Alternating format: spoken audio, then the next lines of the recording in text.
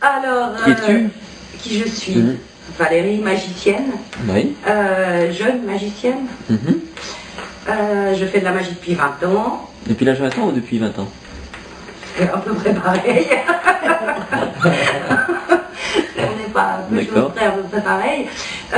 J'ai commencé par des concours à la FAP. Je suis suisse d'origine, mais j'ai commencé par des concours à la FAP. Et puis, voyant que ça marchait bien dans les concours, j'ai continué. Et puis maintenant, je fais surtout de l'international. Dans une catégorie très précise, non? Il y a pas forcément de catégorie, enfin c'est très concours les catégories, magie générale. Mais effectivement, je me suis spécialisée dans les quick change que je fais depuis 20 ans. On va traduire les quick change parce qu'il y en a qui ne connaissent pas. Les changements de costume rapides. Voilà. Très bien. Donc, effectivement, je suis spécialisée là-dedans parce qu'il y a peu de littérature, il n'y a pratiquement pas de littérature de cassette,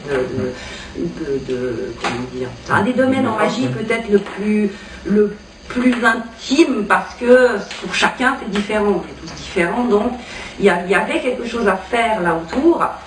J'ai hésité longtemps à faire effectivement des conférences, j'ai commencé par les ateliers conférences et en fait, c'est super intéressant parce que même moi, j'ai découvert des choses rien qu'en donnant ce que j'ai appris en 20 ans, j'ai découvert de nouvelles choses. Voilà. Mais j'ai commencé par surtout de la magie d'animation. D'accord. Et magie d'animation en Suisse. Qu'est-ce que tu appelles magie d'animation? Oui, d'accord. Ce que j'appelle magie d'animation, effectivement, c'est pas très clair, c'est de la magie parlée, de la magie de scène parlée, mais pour mariage, anniversaire, communion, baptême. Magasin, enfin, voilà. Donc, depuis que je suis en France, par contre, parce que maintenant je suis en France depuis 8 ans, je fais plus du tout ça. J'ai arrêté complètement le close-up et malheureusement, parce que j'ai pas osé en arrivant en France. Je me suis dit que je sais pas, avec mon accent suisse, je trouvais ça, comment dire. J'avais pas deviné que tu avais un accent en fait. J'ai perdu un peu. Sans doute. Et il revient de temps en temps quand je suis fatiguée. Mais oui, j'ai pas eu assez confiance en moi pour continuer à faire ça. Et c'est dommage parce que maintenant j'aimerais bien revenir justement, reparler sur scène parce que je trouve ça important. De faire de la magie parlée, c'est plus proche des gens, même si je continue à faire mon numéro de scène tel que je le fais maintenant, mais qui est plutôt du gala en fin de compte. C'est 10 minutes à intégrer dans un spectacle, c'est très bien, je suis ravie, je fais le tour du monde, c'est super, mais vraiment, mon but maintenant serait de monter un one-woman show, où je parlerais plus général, tu aurais un petit peu de tout. Voilà. Parce que c'est vrai que nous, en tant que magicien, on te connaît plus, enfin, moi en tout cas, je te connais plus justement dans le quick change. Oui. Mais oui, parce que maintenant c'est ce que j'ai développé, disons. Mais au départ, c'était plutôt de la fabrication de matériel, de création de tours pour les autres. Au départ, les autres pour moi, et j'ai monté mon numéro une fois que je me suis dit, mais pourquoi pas je le faire pour moi plutôt que de le fabriquer pour les autres. Voilà. On va passer au voisin là. Oui. Est-ce que vous pouvez vous présenter? Bonjour. Alors, le pseudonyme Gildan Elani, mon épouse, est partenaire à la scène depuis de nombreuses années. Donc moi j'ai démarré la magie vers l'âge de 7 ans. Je suis tombé là-dedans. Mon père était magicien au départ, et puis ensuite il a bifurqué dans l'organisation de spectacles spécialisés dans la magie. Donc j'ai côtoyé des magiciens tout jeune, donc j'ai appris beaucoup de choses au contact avec ces artistes. Et puis tout doucement c'est devenu, ça a poursuivi pas mal mes études, ça a même devancé la magie. Et puis c'est devenu ma profession depuis près de 40 ans maintenant. Voilà. Ça fait carrière. Donc j'ai démarré aussi avec des concours. Le premier concours que j'ai fait, parce que je sais que vous allez le voir et le rencontrer, qui est un ami aussi, Jean-Mad. Donc on a fait un concours ensemble, peut-être avant mon départ à l'armée. On est de la même année. Et c'était un concours interfilial où les clubs de province présentaient leurs jeunes poulains. Et voilà, c'était un concours comme ça. Et puis après, chacun fait son parcours. Nous, on a connu l'époque, comme Jean-Marc d'ailleurs, le cabaret, la grande époque des cabarets, entre guillemets, quoi, qui ont disparu tout doucement, qui nous ont permis de voyager pendant de nombreuses années. Voilà, donc maintenant, ça se limite, c'est un grand mot, mais enfin, disons que la façon de travailler est devenue différente, donc il faut arriver à s'adapter un petit peu pour travailler, comme tu le disais, avec des spectacles de participation. Attends, je cherche le terme à la mode quand on parle de spectacle. Interactif. Interactif, voilà, le terme. Interactif, la magie donc, qui peut servir de soutien publicitaire pour des produits quels qu'ils soient, marketing, on peut adapter la magie un petit peu à toutes les sauces, c'est le cas de dire. Et puis, maintenant, ça se limite aux galas, les galas occasionnels dans l'année, ou grande surface, enfin un petit peu de tout. Puisque la formule, pour les dîners-spectacles, il y en a, mais il n'y en a pas des quantités non plus. Les variétés, il n'y en a pas beaucoup non plus en France. En Allemagne, il y en a un peu plus quand même. Parce que vous êtes basé plutôt, vous, à Metz. Ah oui, on est lyonnais d'origine, d'accord, mais installé en Lorraine depuis maintenant 24 ans. Quoi. Voilà, pour des raisons de travail, puisqu'on travaillait beaucoup sur l'Allemagne à un moment donné, donc ça limitait les voyages, des questions pratiques et puis surtout le budget. Voilà. Puis d'avoir parlé les langues, ça a beaucoup travaillé. La magie un petit peu en France, la magie en Allemagne, il y a une différence, j'imagine, au niveau du spectacle, au niveau de... Mais c'est déjà pas la même organisation. Ouais. En Allemagne, c'est vraiment tip-top. Ouais, ils sont encore dans cet esprit de... La Suisse aussi, parce que la Suisse, c'est le deuxième patrouille. Il y en a beaucoup de travail en Suisse. Alors, les différences fondamentales, en fait, entre la France et l'Allemagne, au niveau des spectacles, parce que la France est quand même réputée pour être un pays, enfin, entre guillemets, qui privilégie les artistes, parce qu'il y a le système d'intermittent. Oui, c'est ça. Voilà, ça n'existe pas. Non, et pourtant, ils ont peut-être une organisation qui est... oui, bah, finalement, les Allemands... je parle au niveau public, finalement, il y a plus de travail, ils sont plus fêtards finalement que... on dit toujours les Français, on fait la caricature. Ils ont plus la culture spectacle que nous. Oui. Les dîners spectacles, plus ici. Je veux dire, ça n'existe plus ici. Bah non. Vous faites un spectacle, mettons, de fin d'année, donc il y a le personnel plus la direction. Mais la direction participe la même chose que le personnel. Et le lendemain, ça reprend sa place de patron. Vous voyez, voilà. Qu'en France, on ne peut pas exister ça. Le lendemain, on ne va pas taper sur le dos du patron du derrière. On va bien rigoler, chacun prend sa place. Mais il y a peut-être plus de structures aussi d'accueil, non?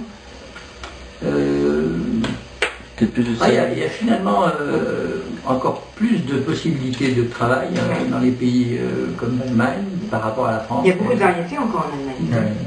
Vous avez dû en parler avec Gaëtan, qui était encore... Oui, on a parlé forcément. Oui, Stuttgart dans la fête, c'était super bien. Oui. Vous travaillez plus en Allemagne ou plus en France? Les deux. Oh, tu peux les deux. On a la frontière. On parle un peu au Luxembourg. Luxembourg aussi. D'accord. Et puis de parler plusieurs langues. Enfin, il y a plus je pense qu'il y a plus de débouchés en Allemagne qu'en France. Quelqu'un qui veut vivre de ce métier à l'heure actuelle, décemment, évidemment, à mon avis, il faut plus bouger. En ton cas, tu travailles plus à l'étranger qu'en France. pratiquement. Les rares exceptions sont comme Jean-Marc qui a créé son propre établissement. Oui, bien sûr. Sinon, il y a les statuts d'engagement. Oui, c'est plus difficile. Ah non, en France, il y a malheureusement plus assez de structures qui permettent de faire des spectacles. Il y a une très bonne école, point de vue en Allemagne aussi. Les bons numéros de magiciens, vraiment, c'est ça qu'on connaît pas beaucoup aussi. Il y a Losander, il est allemand, lui, non? Non, hollandais. Il est hollandais, Losander, d'accord. La Hollande aussi. Oui, la magicien. Alors je cherche un magicien allemand. Il y en a beaucoup. Ah non, ouais, mais ouais, d'accord. Oui, voilà, c'est ça. À l'international. Parce que j'ai pensé à Thomas Selling. Topaz est allemand. C'est allemand, Topaz. Ah oui, Et en Suisse, il y a, comment ça s'appelle, Peter Marvey. Peter Marvey, oui. Une belle carrière. Vous avez travaillé avec un type de numéro ou vous avez eu plusieurs numéros pour travailler? Non, nous on a fait plusieurs numéros. Au départ, il était manipulateur, mon époux, et on travaillait 10 minutes par jour. Et après, bon, on a fait ça pendant 15 ans. Et après, on s'est rendu compte que ça commençait à ralentir un petit peu. Mais sur un lieu fixe ou sur... Non. Ah non, on voyageait.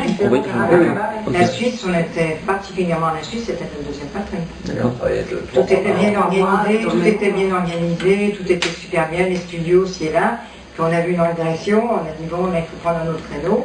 Et c'est là, à ce moment-là, qu'on s'est dit, parce que mon époux faisait un numéro de manipulation, et on nous demandait très souvent un deuxième passage, qui était à point d'heure, et il fallait faire du texte. Alors on avait averti, justement, on a dit bon, on va faire le texte en premier, soit dans la cliente et l'amour, et après on fera le numéro de manipulation. Et on a travaillé énormément en Belgique aussi, les meilleurs établissements en Belgique, nous les avons tous fait plusieurs fois. Donc on a quand même travaillé pendant 15 ans très régulièrement.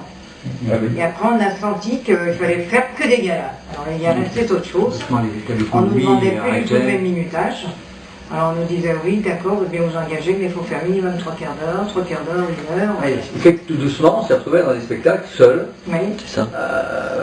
Alors qu'avant, on a connu l'époque où il y avait encore des premières parties au niveau des plateaux, donc là c'était différent aussi. Avant il y avait des plateaux. Et nous on ne prenait pas de micro parce qu'au départ on avait pris un scène numéro à texte parce qu'on nous l'avait demandé.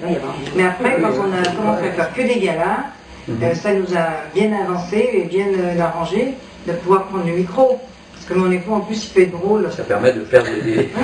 ça arrive de temps en temps. Non mais c'est vrai qu'il y a beaucoup de personnes qui se rendent pas compte que t'as pas... Voilà, c'est ça. Dans le milieu magique, surtout, l'étiquette des magiciens, élégants, sophistiqués, qui parlent pas, avec les cartes, tout ça, on n'imagine pas. Après les numéros avec la participation du public un peu drôle, où on emboîte un peu les gens, quoi.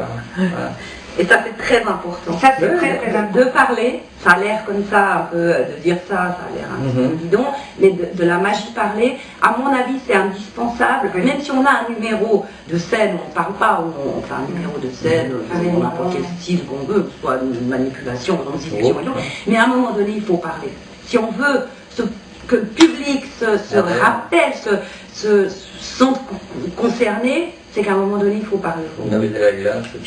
Pour parler, c'est pas si évident que ça. Quand je dis parler, c'est d'avoir des textes dans un numéro et de parler aux gens, c'est pas si évident. Et il y a, malheureusement, il y a plein de gens qui l'oublient et qui enlèvent ce côté parler, qui veulent faire qu'un numéro de scène, musical, qui est, c'est pas plus facile, plus difficile ou tout ce qu'on veut, mais parler, c'est encore un autre boulot. Et c'est indispensable, à mon avis. Ça permet de varier. C'est indispensable. Il y a des questions de mode aussi. Moi, quand j'ai démarré, je me souviens, la génération d'avant, les magiciens me disaient si tu veux faire une carrière internationale, il faut faire un numéro 10-12 minutes avec un bon timing, pas un mot visuel, et puis voilà. Après, tu passes partout. On serait plus dans le métier. Doucement, les choses évoluent, heureusement. Oui, malheureusement, j'ai l'impression qu'on dit encore aux jeunes actuellement, on dit, c'est encore installé qu'il faut faire un numéro 10 minutes. Pour pouvoir en vivre. Disons que c'est vrai, quelque part.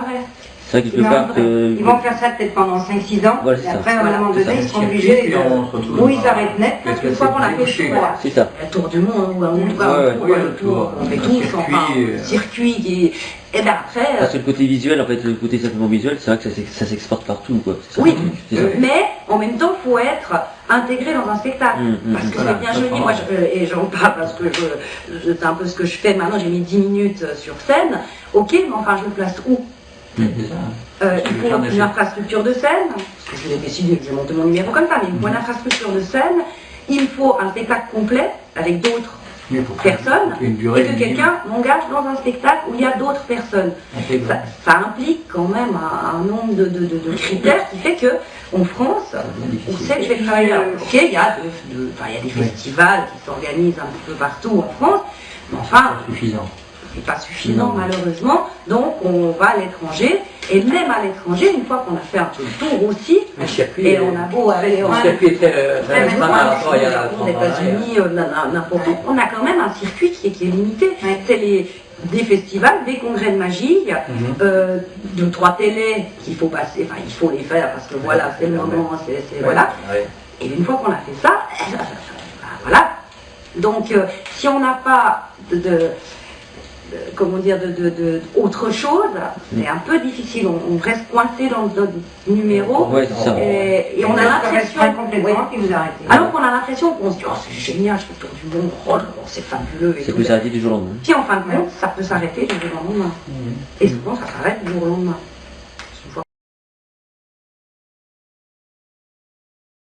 Je repense à la progression de la construction de séquences de plus en plus étoffées, auxquelles vous avez dû faire face. Oui.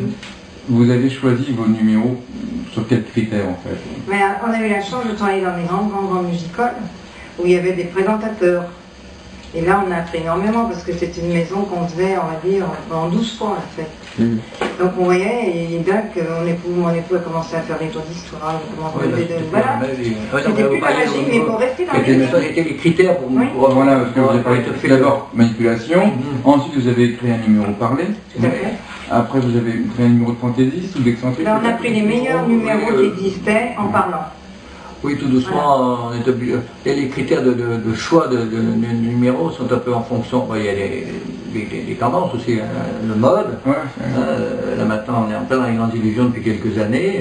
Il y en a toujours eu, il y en aura toujours, mais là particulièrement, les jeunes, la plupart qui démarrent, ils se retrouvent au bout de peu de temps avec des camions, des assistants, du matériel. Disons que par rapport à avant, c'est à portée de main maintenant.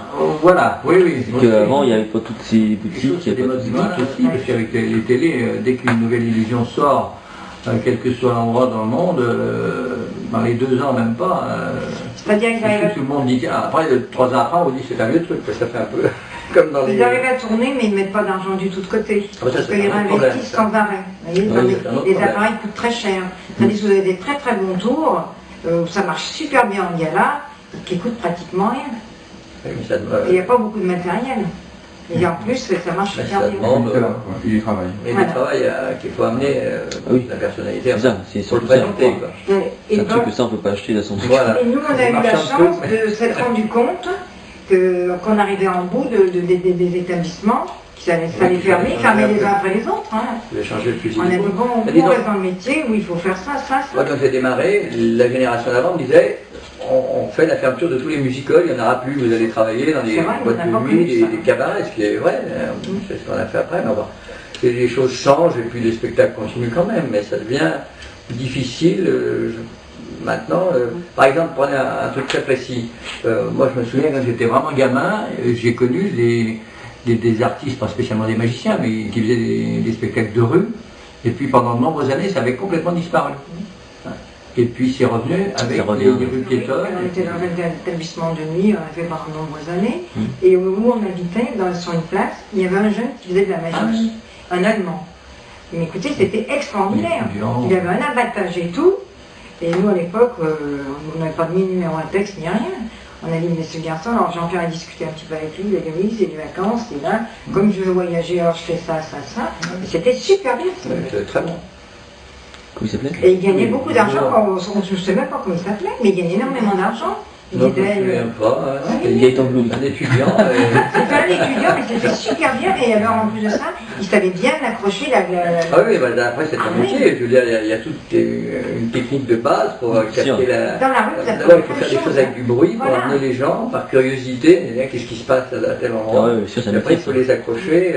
Moi, ceux qui sont devant pour, comme on dit, la foule amène la foule. Jean-Pierre fait un truc avec une chasse aux pièces. Écoutez, ça nous a fait rire parce qu'on va dans un congrès, il était engagé pour faire une conférence sur la chasse aux pièces. Il me dit, non mais attends, là je comprends pas bien, là, il me demande de faire ça. Il y avait des gens qui venaient voir, qui me disaient, mais vous les sortez d'où les pièces? Mais non, parce que les appareils, les sauts truqués qui permettent de faire la chasse aux pièces d'une autre manière. Donc moi je l'ai appris comme ça se faisait autrefois, avec un petit peu de manipulation, on utilise n'importe quel soit champagne. Il n'y a pas de truc. Il y avait des jeunes magiciens qui étaient là et puis qui me disaient, mais vous n'avez pas de chargeur pour mettre dans votre seau, vous ne le tenez pas par les hanches. Alors, au départ, j'ai cru qu'il charriait un peu, quoi. C'était pas du tout. J'étais très sérieux, je disais, mais ce serait bien, vous devriez une tournée avec le club de magie pour expliquer cette technique. Je vais par tous les marchands de trucs qui vont me tomber dessus, on aurait pu vendre de ça à champagne truqué. Enfin, bon, c'était une autre optique.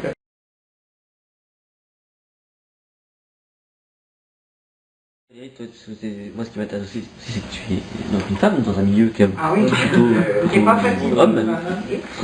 Comment tu as commencé, je veux dire, parce que comment une femme, en fait, t'arrive. Mais étonnamment, enfin.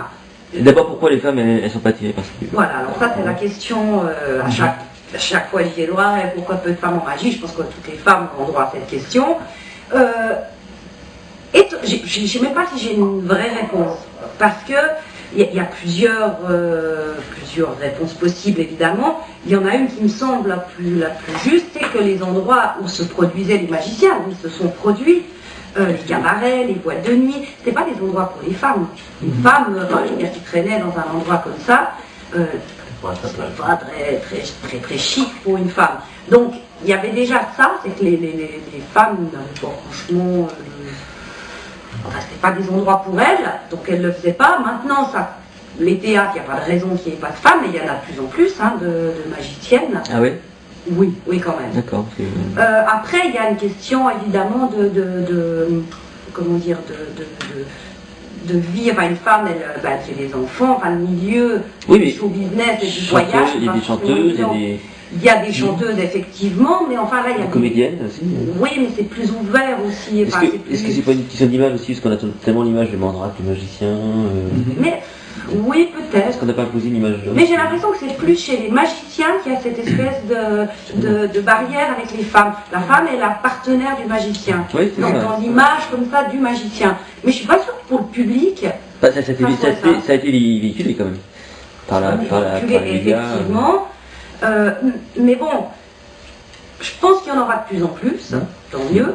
Souvent, et effectivement, le peu de femmes, parce qu'il y a peu de femmes à l'international, il y a très peu de femmes, mais souvent c'est très original ce qu'elles font. Alors je ne dis pas que c'est plus original que les hommes, mais en tout cas sur le petit pourcentage, en pourcentage c'est plus original. C'est certainement plus fin en tout cas. Parce que déjà il y a moins de, ben voilà, on va pas copier une autre femme, puisque à un moment donné, il y en a déjà pas beaucoup, donc on va pas se copier, et voilà. Il y a moins de... Elles ont chacune leur personnalité plus forte. J'ai juste l'impression que les femmes sont moins techniques, par contre. Je sais pas si c'est vrai. Je suis pas sûre. Non. D'accord. Je suis pas sûre. Pourquoi? Parce qu'il y a peut-être moins de manipulatrices, quoique. Ça dépend de quelqu'un d'autre. Mais en même temps, c'est vrai qu'il y a... Non mais on n'a pas tellement non plus d'exemples, parce que vous êtes peu nombreux. Voilà, on est peu nombreux, donc il y a peu d'exemples, mais souvent je trouve ça plus original, les femmes en magie. Mais effectivement, alors pourquoi il n'y en a pas beaucoup? À chaque fois, le plus dur pour rentrer dans ce milieu très fermé. Une que j'aime beaucoup, c'est Galina. Galina, alors elle a fait le contraire, par contre, elle était magicienne, reconnue comme telle, et maintenant elle est partenaire, mais elle est toujours, elle est partenaire, mais dans le bon sens du terme. Elle est quand même magicienne, c'est pas parce qu'une femme est partenaire, ça c'est aussi un truc. Alors ça, par contre, c'est très magicien. Il y a l'assistante, qui est la danseuse qu'on engage comme assistante. C'est-à-dire qu'elle est danseuse avant tout, elle est belle, on lui fait rentrer dans les caisses, ok, c'est une danseuse. Elle a son... Voilà.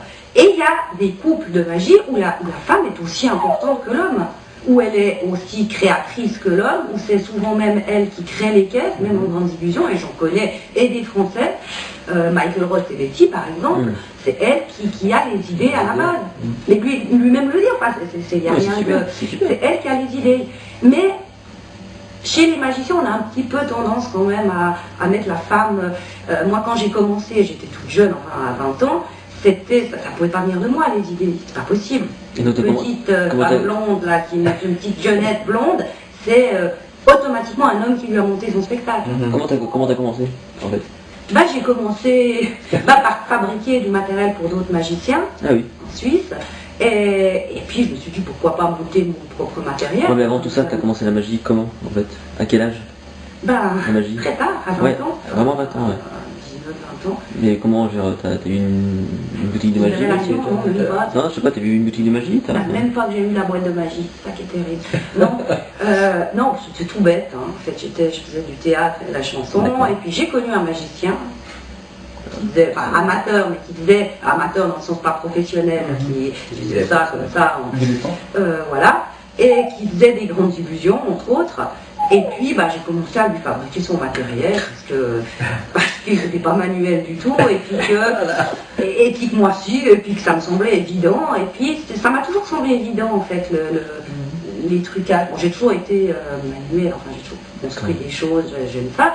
Et puis ça me semblait évident, puis je fabriquais des choses, et puis après je me suis fabriqué mon matériel, et je voulais faire un truc original, où j'avais monté un numéro. On était obligé de passer par là. Et j'étais en Suisse, donc on ne voyait absolument pas ce que je pouvais en faire, parce que voilà, je faisais des anniversaires, mariages, communion, baptême, comme je disais, et puis un jour je me suis dit pourquoi pas faire un concours, quand j'ai appris que ça se faisait, et puis j'ai fait un concours comme ça, et j'ai monté un numéro avec des trucs. C'est que de la réplique, généralement, c'est vraiment... où j'ai amené que des choses différentes. C'est-à-dire que je n'ai jamais rien acheté chez un marchand de tours. C'est terrible, je suis très très mauvaise acheteuse. C'est pour ça que... Jamais. C'est pour ça que les marchands de tours vont couler du tout. Voilà, je me demande si d'ailleurs je ne suis pas responsable. Non, en fait, moi, c'est les magasins de bricolage où je... moi, c'est les marchands de tours. Ouais, puis moi, c'est des choses personnelles, quoi. Voilà, ça c'est important. Oui, c'est important. Parce que je pars du principe que je ne veux pas, moi, mais c'en est même mauvais, parce que pour ça j'ai un sale caractère, quand ça existe, ça m'intéresse plus. J'ai déjà fait. Ça me... Voilà. T'as pas peur quand on te pique tes idées, parce que comme tu fais des conférences sur le... En fait, ce que je donne dans les conférences, on va pas me piquer puisque je les donne. Oui, d'accord, mais t'as pas peur à un moment donné d'avoir quelqu'un qui fasse les mêmes numéros que toi, tout simplement, avec ton parapluie. Bon, attention, déjà le parapluie, on va prendre l'exemple du parapluie. Effectivement, je le montre en conférence. Je ne veux pas qu'il le filme, mais je le montre en conférence. Pour le fabriquer, moi, il m'a fallu 10 ans, quand même, pour trouver exactement le principe et que ça marche et que ça fonctionne et autres.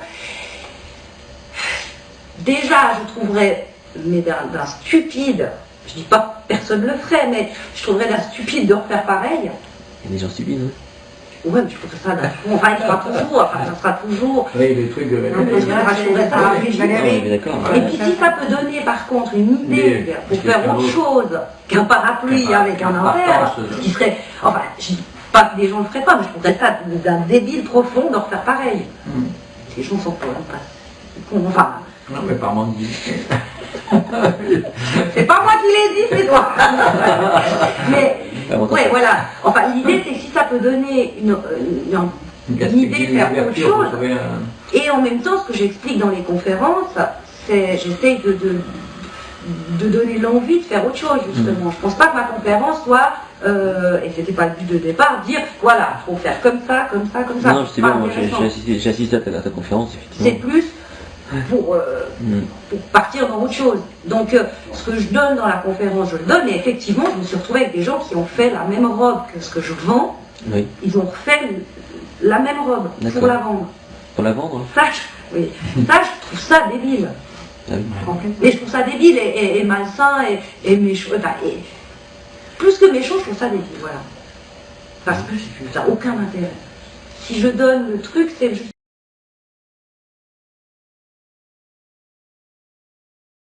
En magie, j'ai assisté à un truc aux États-Unis qui n'existerait jamais en France, parce qu'aux États-Unis, il y a des clubs de femmes de magie. Ah oui.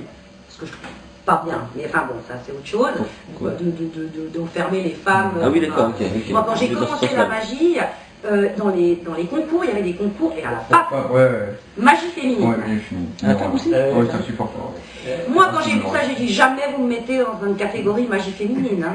Je trouve ça. Alors, les hommes, on leur met 36, enfin, dans la manipulation, il y a le machin, il y a ça. Et alors, magie féminine, ça veut dire quoi? Tout compris. C'est celle qui va être la plus mimi, qui va montrer le plus. Ah, je sais pas, il y a un côté qui est désagréable. Magie féminine, je trouve ça débile. Enfin, aux États-Unis, ça existe beaucoup, ça. Il y a des clubs de femmes, il y a des. Et j'ai dû assister, enfin, j'ai été invitée à faire une causerie, ou je ne sais pas comment on peut appeler ça, où des magiciens venaient poser la question à des femmes magiciennes, les problèmes que peuvent avoir des femmes magiciennes. Et moi j'étais là, on me dit, mais qu'est-ce que je fais là? À un moment donné, je dis, mais je ne comprends pas vos problèmes.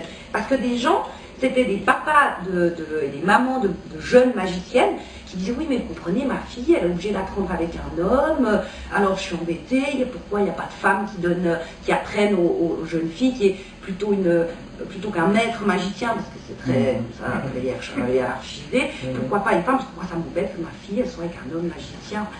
Et j'étais là, j'écoutais ça, je me disais, mais attends, je suis dans un autre monde, je vois pas la différence, je vois pas le problème. Alors c'est clair que j'ai eu des petits soucis, enfin des choses qui sont plutôt drôles, des anecdotes, mais où je finissais un spectacle et on me disait, c'est bien pour une femme. Dire le pour une femme n'était pas indispensable. Les mots étaient vidés. Ou alors quand on parlait d'argent, c'est-à-dire qu'ils amenaient l'enveloppe, ils amenaient, si j'avais pris un ami avec moi ou un homme avec moi, ils allaient lui mettre l'enveloppe à lui, pas à moi. Ou si on parlait lumière, technique, c'était pas qu'est-ce que tu veux comme lumière, c'est qu'est-ce qu'elle veut comme lumière. Comme si moi j'aurais dit incapable de dire de quoi j'ai besoin. Ce qui est, c'est des anecdotes rigolotes, c'est pas non plus méchant. Mais on me disait, et le magicien il est où? Oui, ben c'est moi, oui, non, mais le magicien qui va faire le tour, oui, ben c'est moi quand même. Ça, c'est des petites choses, il n'y a rien de méchant, il n'y a rien de... Donc, mais ça m'a pas, moi, ça m'a pas traumatisé, vraiment pas, au contraire, et maintenant, je trouve que c'est une chance d'être une femme en magie. Je pense, oui, c'est l'avenir. Parce que pour se faire une petite place, c'est un peu difficile, d'accord, parce qu'il y a des a priori et autres, mais une fois qu'on a cette petite place, c'est génial. Actuellement, c'est fabuleux. Dans le monde entier, je fais des spectacles, je ne vais pas dire parce que je suis une femme, mais il faut engager une femme, ça fait on n'est pas misogyne. On engage une femme dans un spectacle. On prend qu'une, hein, on prend pas deux, faut pas non plus exagérer, mais on en prend une pour pas faire misogyne. Et donc du coup, comme on est peu sur le marché, c'est terrible à dire comme ça, mais comme on est peu sur le marché, ben, ça retombe toujours sur les mêmes. Là, vous êtes recherché parce que... Ça va pas me plaindre, hein. C'est fabuleux. J'arrive, j'ai presque un truc acquis parce que je suis une femme. Alors, évidemment, il y a des choses qui me dérangent parce que, justement, c'est le côté parce qu'elle est une femme. Mais on ne va pas me mettre en début de spectacle, parce qu'on n'est pas une femme au début de spectacle. On ne va pas me mettre... Enfin, il y a tout un... Ils gèrent différemment. C'est pas un magicien qui prenne, c'est une femme. Alors, il y a des choses dérangeantes, puis d'autres choses, moi, d'un côté, maintenant, ça m'arrange un peu, parce que voilà, quoi. Et je vois les conférences, ça, c'est encore plus impressionnant, c'est qu'il y a encore moins de femmes qui font les conférences. Oui, qui viennent apprendre quelque chose. Voilà. Qui viennent en conférence ou qui font... Qui font des conférences, qui s'adressent aux conférenciers. Il y a encore moins de femmes. C'est vrai que... Et ben ça a été pour moi une force énorme. Quand j'arrivais, il s'attendait à avoir une femme qui... parce qu'une femme, ben, du coup, ça n'a pas forcément comment dire, ça va pas forcément faire rire tout le monde, parce que ça doit être comme ça, bien. On s'attend plus à une poupée qui est là et puis qui va... je crois que ça change un petit peu quand même la mentalité, parce que j'ai pas tellement cette approche-là. Est-ce que c'est pas lié au phénomène du monde amateur? Quand on va dans un magasin de bricolage, c'est pareil, on n'imagine pas qu'une femme puisse travailler. Ah oui, moi dans les magasins de bricolage, on est autant que... Donc c'est pas lié plutôt, plus qu'au sexe du magicien ou de la magicienne, c'est plutôt lié à un milieu ambiant qui résonne dans un petit réseau avec un mode de fonctionnement qui est plus assez vu, en fait assez vieillot, j'allais dire, dans l'état d'esprit. Alors que le milieu des professionnels, en fait, on recherche une performance. On a démarré, moi j'étais partenaire, alors j'ai des enfants, moi je suis pas d'accord. Moi j'avais déjà fait de la mode, j'ai dit non, moi je m'appelle Dani. C'était magicien partenaire. Un partenaire, il n'y a pas de prénom, rien, moi j'ai dit non, ça sera Gilles, Jeanne et Dani.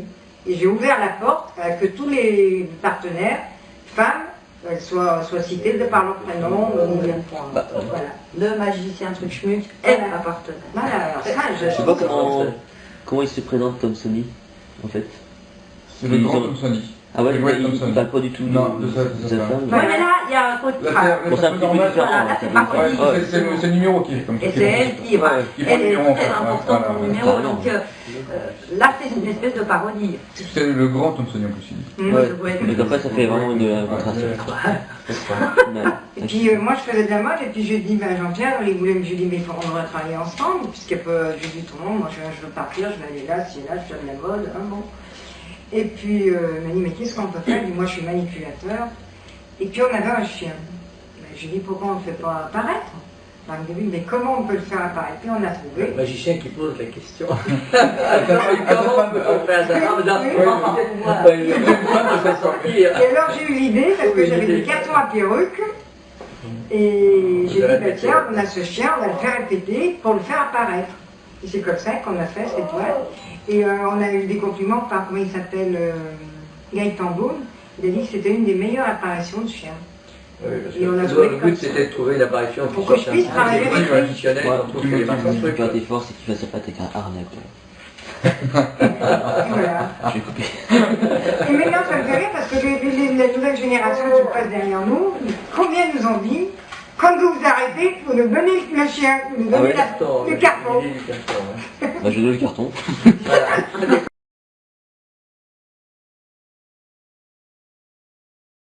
C'était les premiers festivals de magie, ça durait à peu près. Après, avant les tournées, on continuait pendant de nombreuses années. Ah, comment ça s'est créé ces tournées? Ces tournées, au départ, lui était magicien, manipulateur aussi à son époque, et puis il était parti du club des magiciens lyonnais. Donc après, il a été, le trésorier, il faisait partie du bureau, et puis chaque année, comme la plupart des clubs, ça se fait toujours maintenant d'ailleurs, organisent leur gala annuel, et tout doucement, il a monté des spectacles pour le club de magie de Lyonnais, et puis tout doucement, après, il a pris une licence, et puis il s'est mis à son compte et a fait des tournées de magie. C'est un peu spécialisé, au départ, c'était un petit peu... c'était difficile de démarrer les tournées de magie, parce que les directeurs de salle qui achetaient dans ces spectacles disaient « Ah oui, mais la magie, c'est des spectacles pour enfants, ça ne va pas intéresser le grand public. » Donc là, il a vite bifurqué dans le sens où c'était aussi... il était pas mal critiqué au départ, parce qu'il intégrait dans ses spectacles de magie, donc indépendamment des différentes disciplines de magie, en illusion, magie comique, présentateur. Donc après, pour varier un petit peu tout ça, il y avait toujours un numéro de télépathie, un pickpocket, ventriloque et autres. Mais il avait, dès le départ, intégré des numéros de la sensation, genre fakirisme, et alors on dit oh mais ça n'a rien à voir, c'est de la boucherie, ça ne plaît pas. Mais ça permettait de faire des articles à sensation et d'attirer les gens. Et après il a pris les hypnotiseurs. Maintenant on en trouve partout, vous allez dans n'importe quelle région de France et de Navarre, vous avez un hypnotiseur local qui fait des galas dans les discothèques. Mais dans les années 50, où il a commencé ses premiers spectacles de magie, moi je me souviens à l'époque, on allait voir des hypnotiseurs qui travaillaient même dans des cadres privés, qui faisaient des soirées d'hypnose pour essayer de trouver, enfin il essayait de trouver un hypnotiseur pour mettre dans son spectacle, il n'en trouvait pas. Et Alice, il avait fait des sensationnels. Oui, donc après c'est un peu, avec les fakirs, faire des exhibitions de rue, ou enterrer vivant. Oui, enterrer vivant, où il jouait un cercueil sur la... pour faire avec une conférence de presse sur la promenade des Anglais, pour enterrer deux fakirs qui sont un pseudo-défi, la guerre entre les fakirs et les magiciens, les uns disaient on n'est pas des charlatans, etc. Enfin, ça c'était un peu une polémique organisée pour la publicité. Ça avait des pages, mais en oui, ça avait permis de... Voilà, comme ça... Et donc c'était des tournées qui étaient sur quoi? Sur 6 mois? Sur 2 mois? Non, au départ c'était des tournées sur 1 mois. Pendant de nombreuses années, donc ça se limitait à la France, après tout doucement, après on fait la Suisse, l'Allemagne, la Belgique, et puis après... Siegfried, ils ont travaillé pour... Siegfried et Roy dans les années 60... Siegfried et Roy ont fait des tournées sur la ville, les cachotiers, ils s'en rendent pas. Un guépard à l'époque. Oh, ça fait pour, un guépard, et après ils sont... En Suisse d'ailleurs. Oui, c'était une tournée en Suisse, qui était en Suisse d'ailleurs, il y a des anecdotes encore. Combien de temps ça a duré les tournées? 15 ans. Oui, non, plus que ça, parce que les premières tournées remontent aux années 54. Non, mais il y avait 15 ans l'Olympia. Oui, ça c'était l'Olympia, c'est indépendamment de ça. Donc à un moment donné, le Cocatrix cherchait, dans le planning, pendant la période d'été, où toutes les vedettes faisaient leur tournée d'été, il fallait trouver un programme pour essayer de remplir l'Olympia sans vedette, quoi, entre guillemets. Donc le festival de magie. Ils faisaient le plein et ça faisait pratiquement rien. Pas beaucoup moins qu'une vedette, quoi.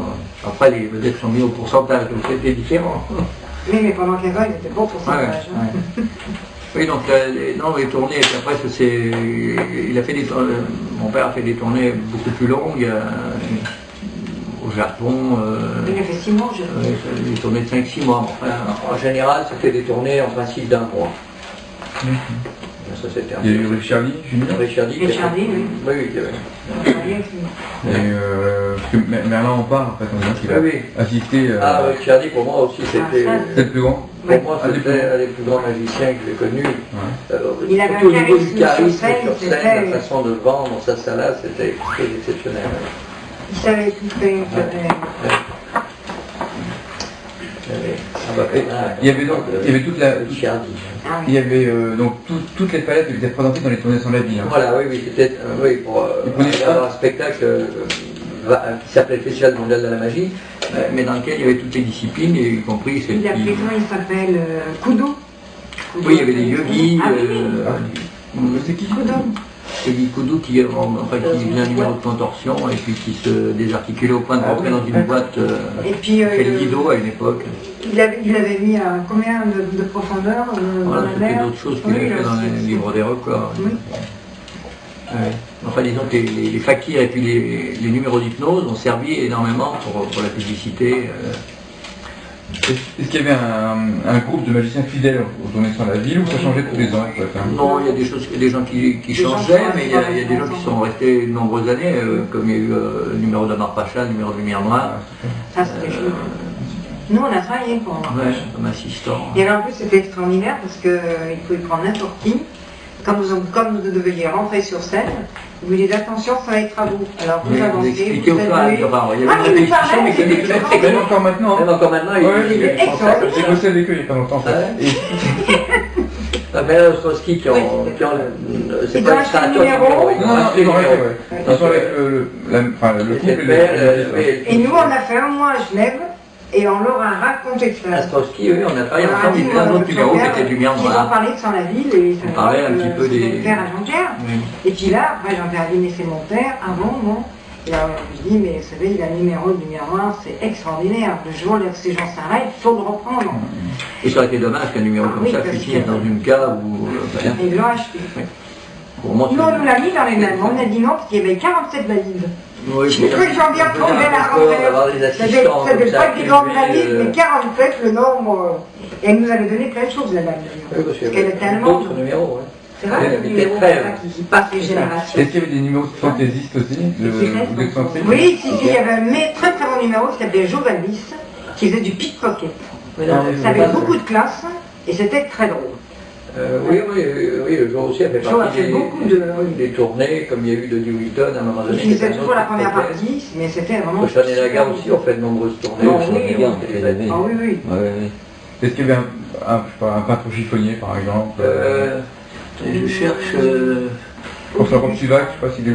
Il y a eu des numéros, comment on peut appeler ça? Ces numéros, on en voit peu maintenant. C'est la même artiste qui fait deux personnages et qu'on n'arrive pas à distinguer. Par exemple, un danseur qui fait, par exemple, avec les deux bras, il fait les jambes de la danseuse. Ce que font en ce moment le Chalet non.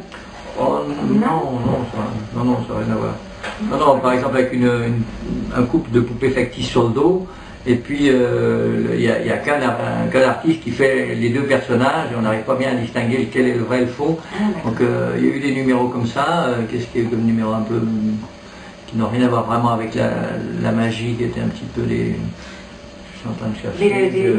Omroman, oui. Il y en a eu. Même à l'Olympien. Primo Grotti. Oui, super bien. Primo Grotti, il y a eu Carolus qui faisait parallèlement, qui faisait un numéro de télépathie avec Magdala et qui faisait son numéro d'Omroman.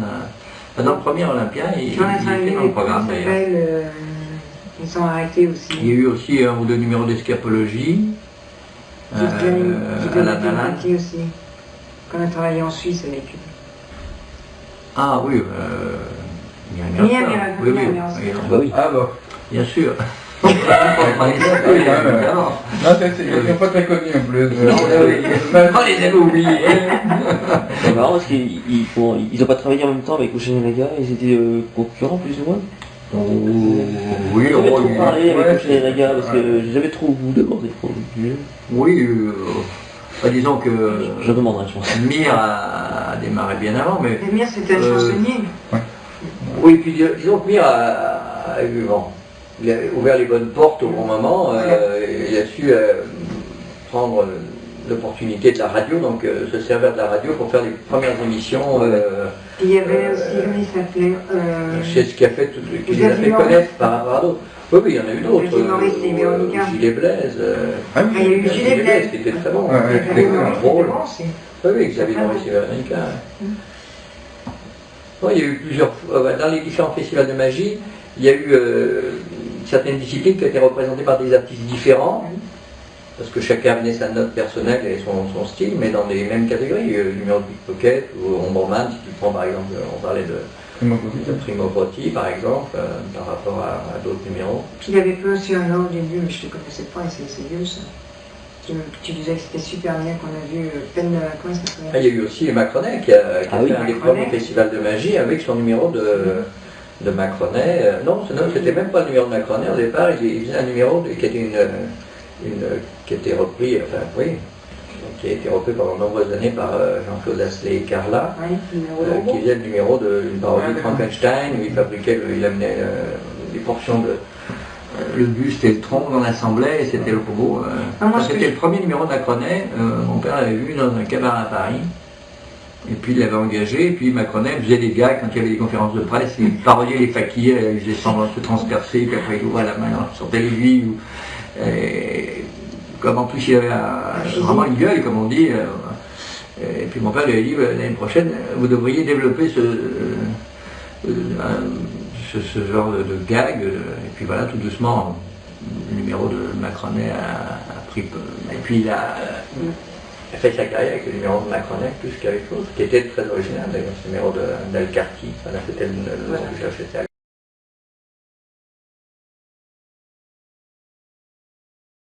J'ai l'impression maintenant, vu qu'il y a moins de cabarets, vu qu'il y a moins de possibilités, en tout cas en France, de produire des artistes dans les cabarets, des choses, il y a moins justement de gens différents comme ça. Il me semble qu'à l'époque, il y avait plus les Macronet, toutes ces personnalités de l'époque, et maintenant on est un peu, et c'est un peu le problème de la magie, je trouve, c'est qu'on est un peu enfermé dans notre... Oui, c'est vrai, il y a de plus en plus de magiciens, de moins d'artistes. Mais tout pareil. Ah bah oui. Un Macronet n'avait rien à voir avec Mireille Mirosca. Enfin, je veux dire, si on prend deux, mais qui allaient ensemble dans un spectacle. C'était des bons numéros, ça coûterait trop cher pour monter. Bah non, on réfléchit presque en disant, attends, il a quoi comme caisse, celui-ci? Ah bon, on peut pas prendre celui-ci, il a la même caisse. Mais je crois qu'il y a preuve de créativité, de toute façon, aujourd'hui, c'est devenu un milieu de consommateurs.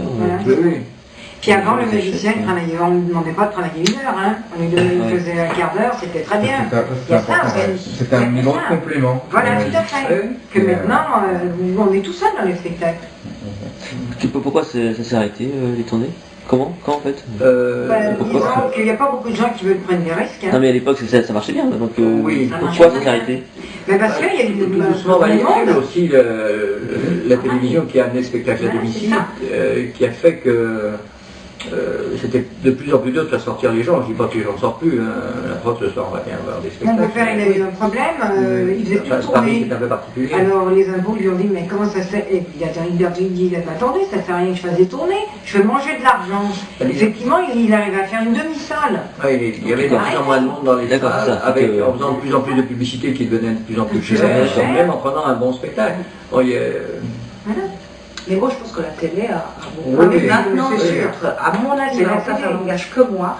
Pour moi, la télé pourrait être un ami de la magie, mais pour l'instant, à mon avis, est un ennemi. Il est en train de bousiller la magie.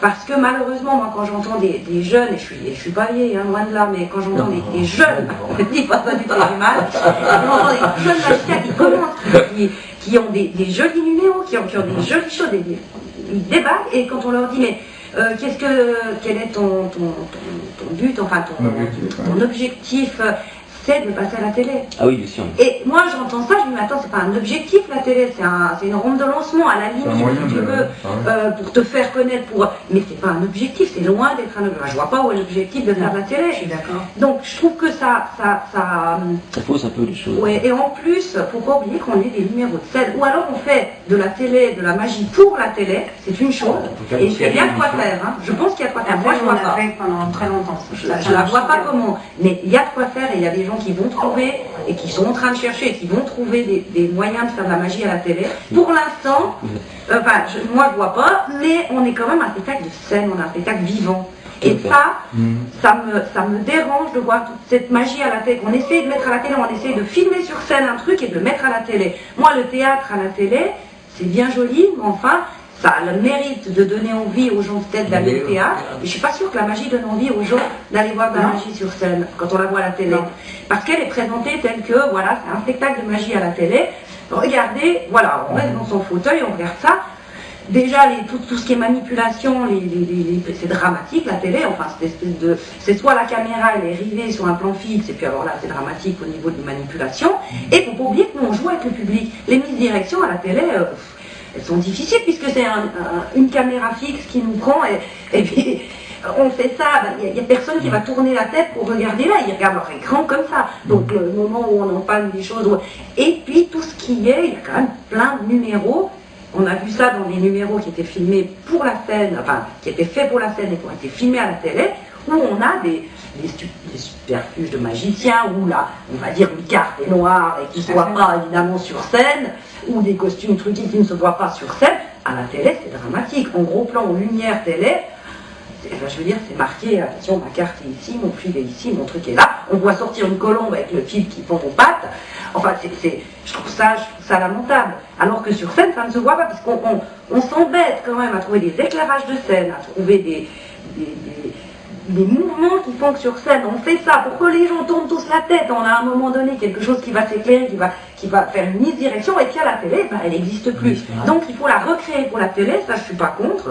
Je suis sûre que c'est possible, mais c'est pas la même chose. Et malheureusement, pour l'instant, on filme des numéros de scène et on les flanque à la télé. Et pour moi, c'est pas bon. Mais ça n'engage que moi. C'est pas la faute de magicien qui accepte de se faire filmer. Oui, puis en même temps, attention, c'est... Enfin, oui. Il y a une responsabilité du magicien. Ils disent, je passe à la télé, pour eux, et d'un autre côté, le pauvre gars qui on lui dit, enfin le pauvre gars, on lui dit, eh ben écoute, tu vas passer à la télé, maintenant c'est le média numéro 1, tu fais 30 secondes d'antenne, c'est comme de faire 2 ans sur scène, je suis pas d'accord. Ce qui est faux, ce qui est bon. C'est vrai que la télé, c'est un support qui est absolument, enfin c'est un média qui est absolument imposant. Et c'est vrai, on a fait plein de choses dans des cabarets, hein. Parce et que, ça crée pas de comme Jean-Pierre était manipulateur, je vous assure, quand vous faites du cabaret, il faut oublier. Parce que vous avez des gens sur les côtés, très souvent, et ben Jean-Pierre leur faisait un clin d'œil, de leur dire, ben, je ne peux pas faire autrement, vous allez certainement voir quelque chose, mais Jean-Pierre travaillait, sinon il ne peut pas travailler. Donc ça, il faut oublier. Donc on oubliait ces gens-là, donc il les mettait, vous voyez. Et là, avec ça, vous apprenez votre métier. Voilà. Mais c'est vrai que maintenant, enfin, j'ai l'impression, mais ça j'ai l'impression qu'on est dans un monde magique où on se dit il faut faire un numéro qui va aller à la télé, qui va être, on va faire 10 petites minutes, on va essayer de trouver quelque chose de bien, qu'on puisse le présenter à la télé. Et ça c'est, pour moi c'est pas bon. C'est des illusions, parce que la télé, c'est pas parce que vous avez fait une émission ou 2 ou 3 à la télé que vous allez pouvoir vivre de ce métier. C'est ça le problème. Et il faudrait plus le dire aux jeunes, plus le dire à ceux qui commencent, parce que tous ceux qui commencent, de leur dire que c'est pas là qu'ils vont apprendre leur métier à la télé. C'est eux qui ont quelque chose à amener à la télé, c'est pas la télé qui doit leur amener quelque chose. Parce que ça, je trouve que ça bousille un peu c'est vrai que ça fait rêver un petit peu ce milieu. Mais la télé fait rêver. La magie fait rêver, tout le monde l'a vu, quoi. Un jeune de 16 ans maintenant. Pour que ça amène vraiment quelque chose à la télé, il faut faire une série d'émissions. Regardez, on parle de Denis Larry. Qu'est-ce qu'on a entendu critiquer Denis Larry? Mais je m'excuse, il fait quand même une grande illusion nouvelle tous les 15 jours. Il faut la trouver, il faut la faire. Oui, il faut la faire fabriquer. Et ça, c'est pas évident. Non. Beaucoup de gens pensent qu'ils peuvent le faire. Quand on voit ces émissions comme Sébastien qui passe quand même, soit Bernard Louis, soit Dany Larry, qui se font chaque émission. C'est vraiment facile parce que la plupart des magiciens, on connaît un petit peu, c'est comme le gars qui bricole, on va lui montrer un nouveau truc, il va avoir une idée, une tournure d'esprit bricoleur, donc il y a une tournure d'esprit magicien.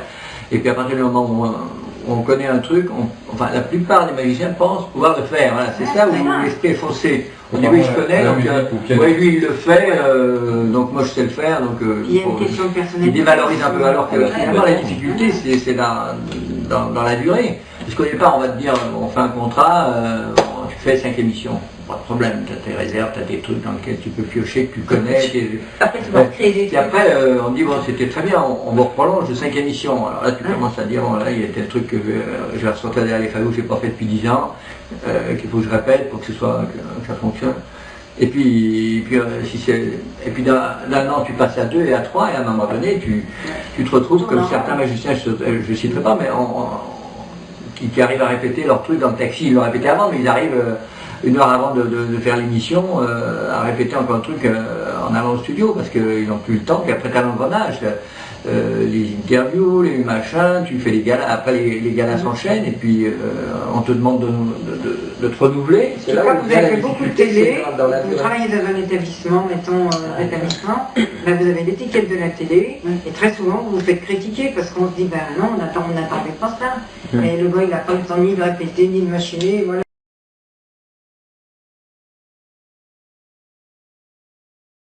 Par contre, je trouve qu'il ne se fait pas assez, mais je trouve que ça ne se fait pas assez pour tous les... Et je parle toujours des jeunes magiciens, et c'est parce que c'est là qu'il y a l'avenir, enfin je veux dire, pour les jeunes magiciens, il y a l'avenir.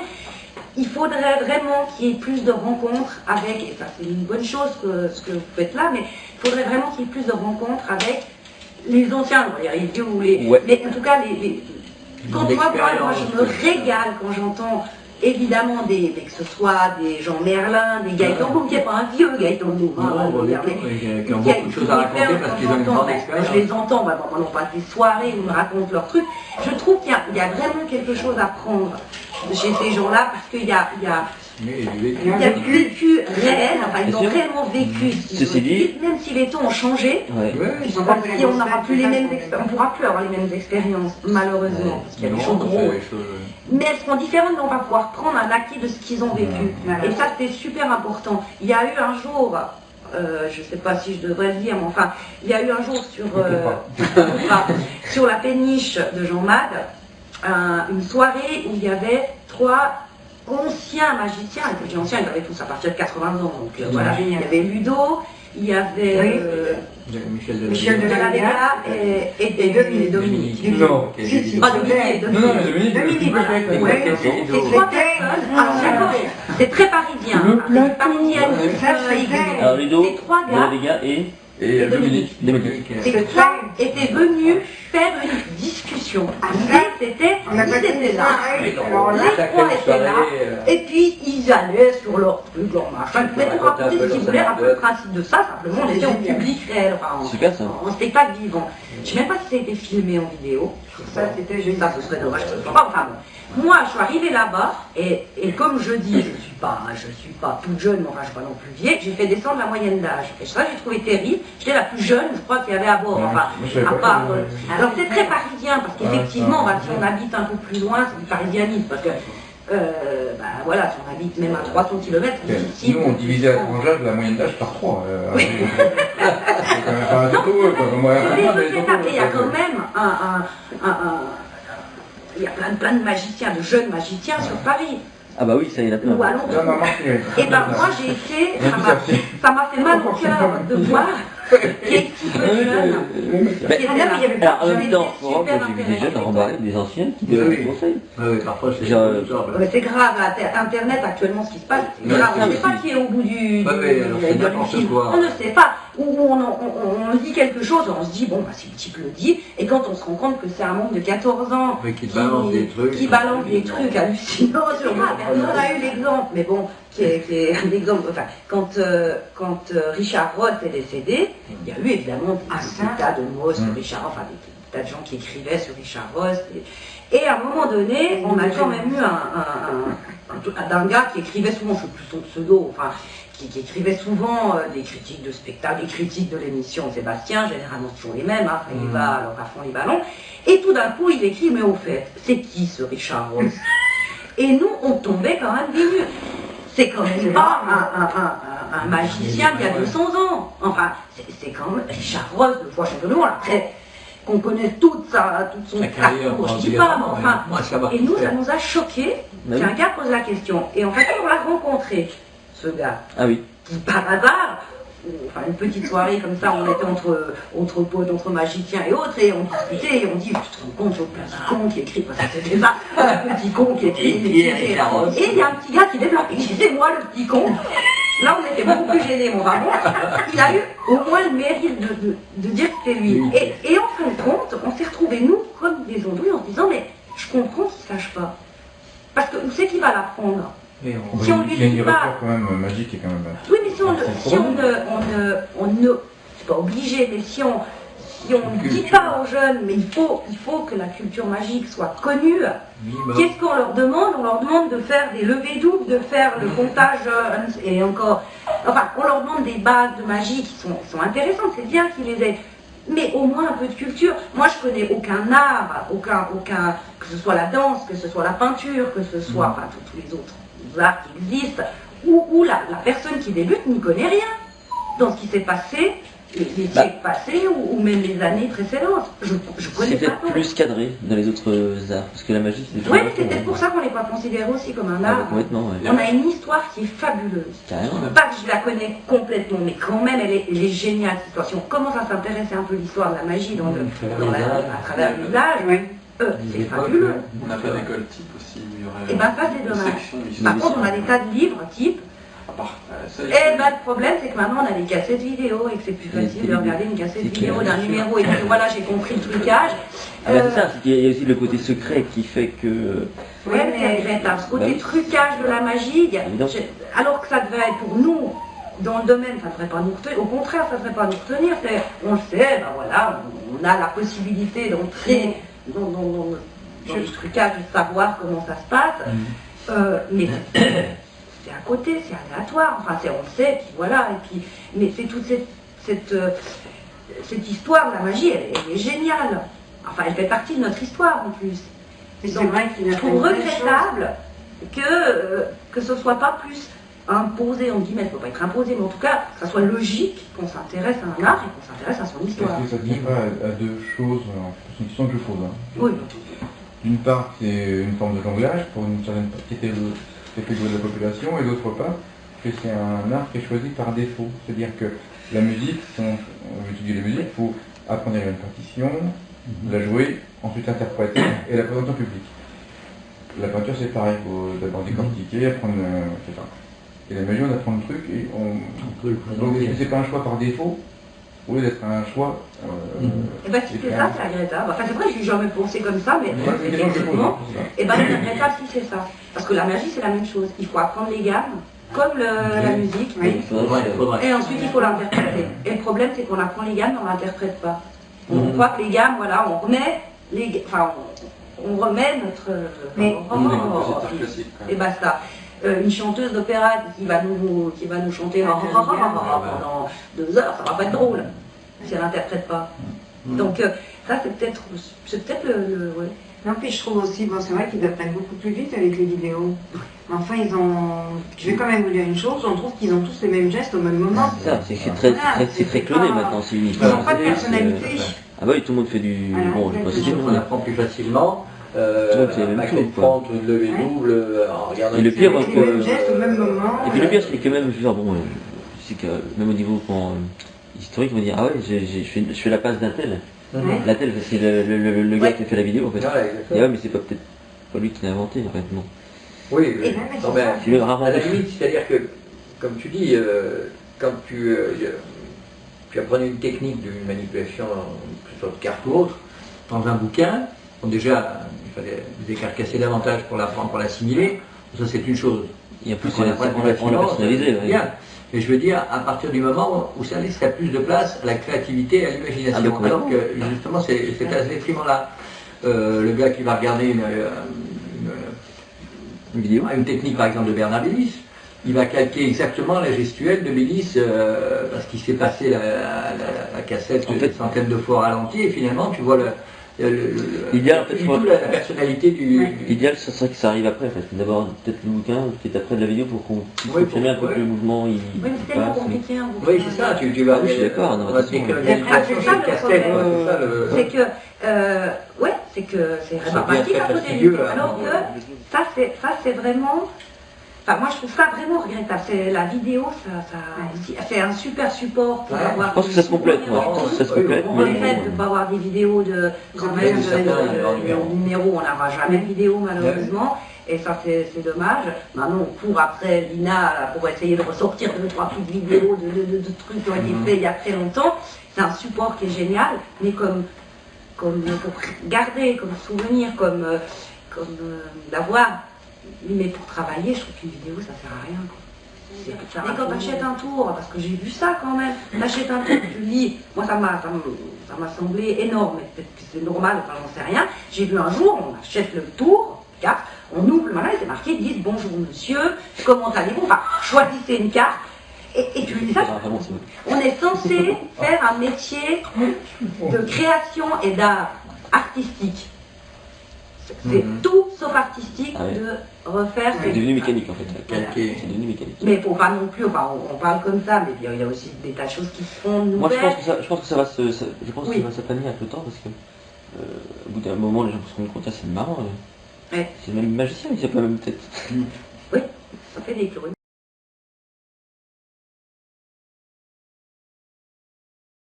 On en est venu à enlever plein de choses, enfin, c'est-à-dire qu'il y a un tour de base qui existe, et après on a voulu nettoyer, enfin faire le plus gros possible, faire le plus moderne. Donc, pour faire moderne, on a voulu faire un truc flash, parce que maintenant on est à l'époque, il semble, du flash. Les manipulations se font très rapidement, c'est la grosse mode maintenant. Hein. Les explosions. Je jette tout, j'en fous partout, enfin voilà.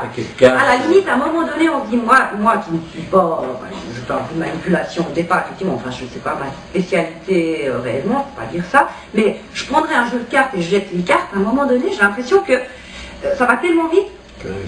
On ne voit plus le... C'est ce que dit l'agent Jury. Hein, alors qu'un beau numéro de manipulation où on a le temps de voir... Il n'y a pas besoin de faire de 200 cartes. Hein. C'est clair. Ah ouais. Une bien, moi ça me suffit. Enfin, à la limite, et mettre en valeur et les grandes illusions, c'est pareil. On a voulu faire des trucs rapides. Et on a enlevé l'essentiel du tour. Il y a des tas de tours qui ont été fabriqués d'une façon avec qui avaient des raisons d'être. Si on mettait un cadenas, c'est pour une raison.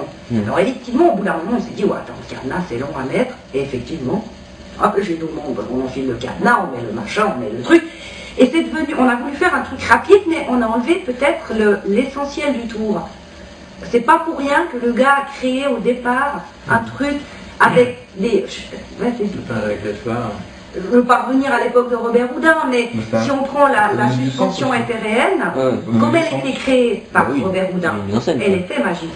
Maintenant, on a vu toutes ces suspensions, enfin ces catalepsies, on fait ça sur balai, on a mis n'importe quel objet, et ça devient un truc, enfin ça fait une montée de lit qui fait... Ah oui. Ça n'a plus d'intérêt. C'est la suspension aérienne, c'est un peu ce qu'on est devenu. Mais alors on met un socle énorme en bas, on met, et on enlève l'âme du numéro. Il devait être plus magique, et c'est quand même assez dingue de se dire qu'il y a 200 ans, 200 ans, le numéro était plus magique que maintenant. On est parti du principe, et c'est vrai, il faut utiliser des objets modernes, des objets de tous les jours. Ok, moi je suis tout à fait d'accord. Mais alors on voit des choses arriver qui sont étonnantes, qui moi me paraissent étonnantes. Plutôt que d'avoir une femme sciée en deux, on amène une pompe à essence sur scène. Ah oui. Mais quel est l'intérêt de mettre une dame pomper une pompe à essence en froid? Je veux dire, c'est pas un objet usuel de mettre une pompe à essence sur scène. Donc il y a un truc.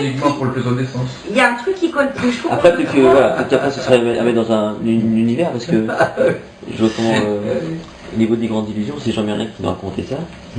Il y a Mary Poppins en ce moment. Oui, c'est magnifique.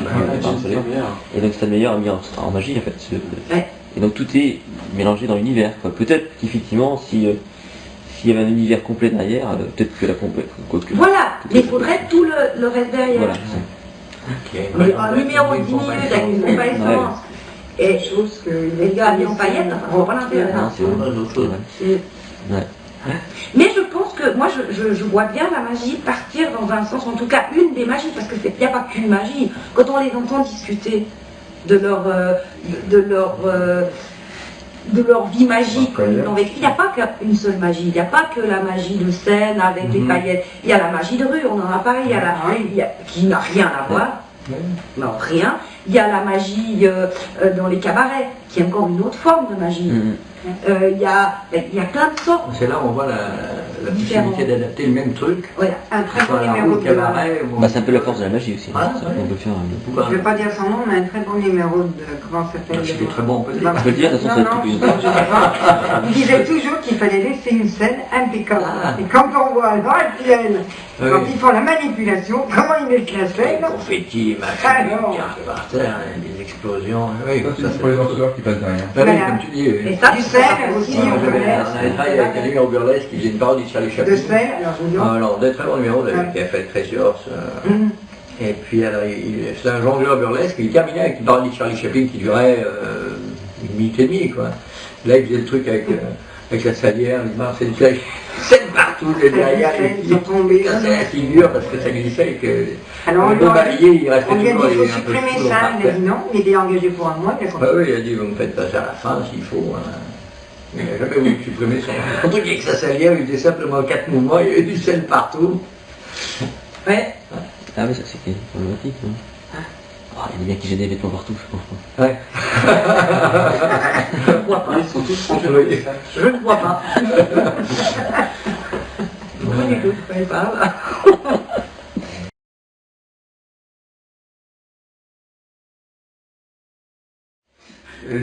Si vous avez devant vous quelqu'un de 16 ans qui vous annonce qu'il voudrait devenir magicien professionnel, est-ce que vous l'encourageriez? Est-ce que vous l'aideriez? Ou est-ce que vous lui conseilleriez quelque chose de spécial? Conseiller, faire sa passion mais pas en professionnel. Oui, pour faire son métier vraiment. Si vous ne savez pas vous vendre, vous restez derrière. Même en sachant se vendre, ça devient tellement difficile. Je ne pense pas que la question déjà elle va se poser. Je vois pas un jeune qui vient en disant, 16 ans, 15 ans, bonjour, je veux être professionnel, qu'est-ce que je fais en magie? Je trouve que la question elle est déjà fausse. Qu'il fasse déjà. Oui, c'est ça, c'est que ça s'impose en général. Ça s'impose dans ce et après voir s'il peut se vendre ou pas son numéro. On peut en faire, quoi, indépendamment du côté théâtral. S'il veut être, en tout cas être connu, enfin faire sortir un petit peu du lot, là il y a par contre des conseils, mais pas je veux être professionnel, qu'est-ce que je fais? Là, il y a deux voies aussi qui sont différentes à choisir, c'est-à-dire si on veut travailler pour les magiciens, parce que là il y a des débouchés, alors là par contre, contrairement à ce que je disais, le métier devient de plus en plus difficile pour arriver à vivre décemment de ce métier, de façon à long terme, quoi. Par contre, dans le milieu magique, les gens qui ont les compétences et qui sont des créatifs, alors là oui, il y a des débouchés. Il y a du travail, il y a beaucoup de clubs, là il faut avoir des idées, pour amener quelque chose que les autres n'ont pas vu ou lu, ou des choses intéressantes, à transformer. Voilà pourquoi. Mais je ne pense pas qu'on puisse dire à un jeune qui a 16 ans, il est je vais être créateur. C'est comme s'il dit je vais être créateur. Il ne posera même pas les questions. Par contre, des conseils, effectivement, alors après il y a plusieurs possibilités. C'est soit il essaye des cabarets, peu qui en reste, malheureusement, mais bon, il n'y a plus grand chose, ou le cirque, et encore le cirque, qui est un créneau, qui est pas facile, mais bon. Pas facile. Le cirque, il prend des grandes illusions, quand on prend un manipulateur. Oui, à l'époque, maintenant, ce sera les grandes illusions. Mais il y a une possibilité de ce côté-là, ou alors, s'il veut rester dans le monde magie et commencer à faire un petit peu des galas un petit peu partout, il y a les concours. Moi, ça oui. On peut réussir sans faire les concours, ça c'est évident. Mais ça peut être un tremplin sympa, un tremplin qui permet de se faire engager par d'autres. Il faut se promouvoir. Chaque club organise. Il ne faut pas partir non plus du principe que c'est le prix du concours qui fait que c'est de se montrer. C'est l'occasion, parce que malheureusement, comme il n'y a plus assez d'endroits pour se produire, et c'est terrible à dire, mais c'est une bonne solution pour se faire voir. Ce que disait à une époque Ing Vermeil, disait le champion du monde, c'est pas celui qui a gagné le prix, c'est celui qui travaille toute l'année. Non mais c'est ça.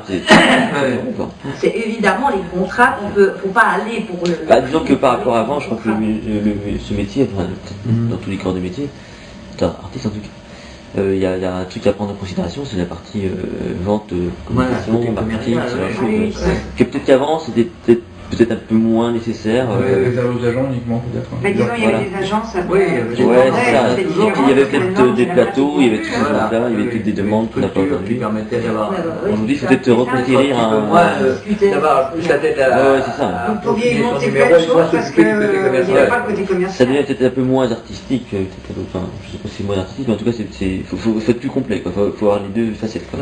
Oui, puis il y avoir un numéro que les autres n'ont pas. En même temps, Ça, c'est important. en même temps, généralement, je connais peu d'artistes qui sont artistes dans l'âme, hein, et qui sont des commerçants. Ah, c'est clair, bah oui, bien sûr.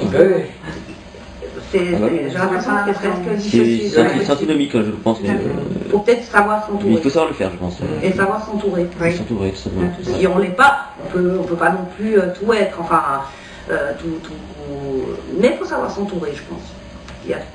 Effectivement, maintenant, la communication, c'est indispensable. Ah oui. Et autrefois, le gars qui avait un commerce, la gestion, c'était pas quelque chose d'important. Il fallait, c'était surtout commerçant, quoi, avoir le contact avec la clientèle, tandis que maintenant, c'est aussi important de savoir gérer son affaire que de vendre sa camelote, comme on dit. Puis après, il faut savoir si ce qu'on veut. Mais ce qu'on veut faire, ou dans quel sens on veut s'orienter. Il y a des possibilités. Moi, je suis sûre qu'il y a des possibilités. Hein. Moi, je pense. On va être négatif, on est là. Bien sûr. Mais bon, et chacun va trouver sa voie, chacun doit trouver son truc. Mais c'est en tout cas pas en clonant quelque chose depuis le départ. Non, au départ, on s'inspire toujours de quelqu'un qui vous a marqué, qui vous a impressionné. Et ça, c'est qui vous donne envie, un fil conducteur du départ. Parce qu'il y a carrément des gens qui se disent je veux faire comme celui-là. Je veux faire le numéro de celui-là, ou prendre une partie du numéro de celui-là. La vie est fan un peu. La vie, ah oui, je vie, elle est blonde. Je veux dire quoi, elle est blonde? Je sais pas comment le prendre. Une pointe ironique. Je ne sais pas comment le prendre. Non, très bien. Ouais, la vie marche bien. Les États-Unis, évidemment, enfin, ça marche toujours. Enfin, c'est très... Ils aiment beaucoup la magie. Le spectacle en général, c'est différent. C'est un public qui est fabuleux. Oui, aux États-Unis, c'est... J'en précise ou surtout Oui, évidemment, c'est plus des régions, Las Vegas, enfin des endroits de spectacle. C'est vrai que l'Amérique profonde, enfin voilà, c'est pas... Mais le Las Vegas, enfin des grandes villes comme ça, Nouvelle-Orléans, enfin il y en a plein, hein, mais ce sont des villes de spectacle, là c'est fabuleux, le public est extraordinaire, la vie, le public est moins extraordinaire, parce que bon, ils applaudissent pas, enfin c'est pas... c'est pas les mêmes réactions que chez nous. C'est pas qu'ils n'aiment pas, ils aiment beaucoup. Ils s'extériorisent, voilà. Ah ouais, c'est les Chinois, donc ils n'applaudissent pas du tout. Ils sont trop... Enfin, il y a clac, clac, clac. Ils sont bien élevés.